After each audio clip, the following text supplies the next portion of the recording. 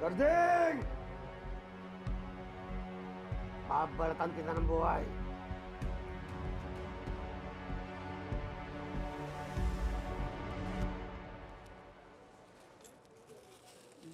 Salamat to.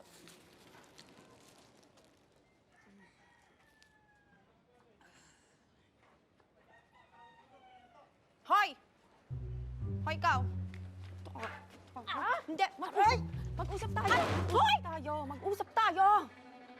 Ano bang problema mo? Tungkol dun sa nakita mo kanina. Yung may kahalikan kay ibang lalaki?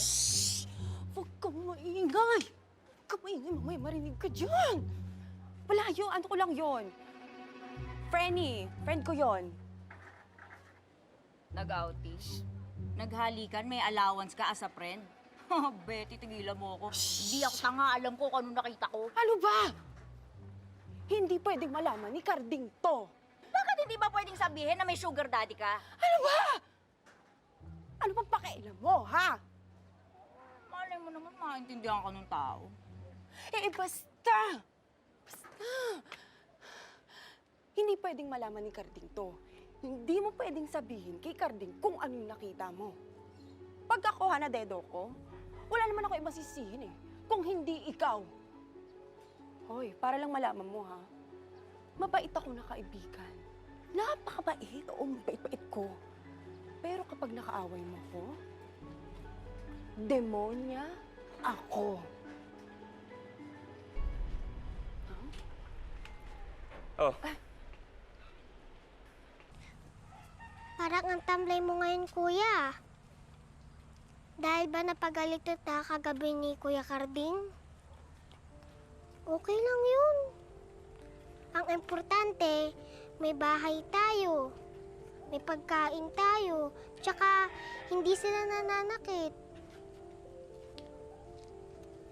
Umuwi na lang tayo sa atin, Peklat. Ayoko na dun, kuya. Masaya na ako kay Kuya Carding. Basta, nakaipon ako ng pera. Tsaka, nakabili ako ng ticket. ano nandito? Nagbabanding lang kaming dalawa. Kasi alam ko na bago mo siyang border. So, syempre gusto ko naman na maging close kami.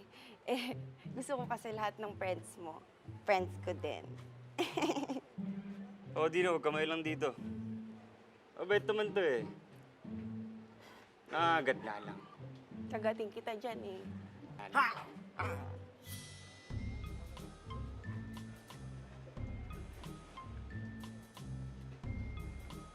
Oy.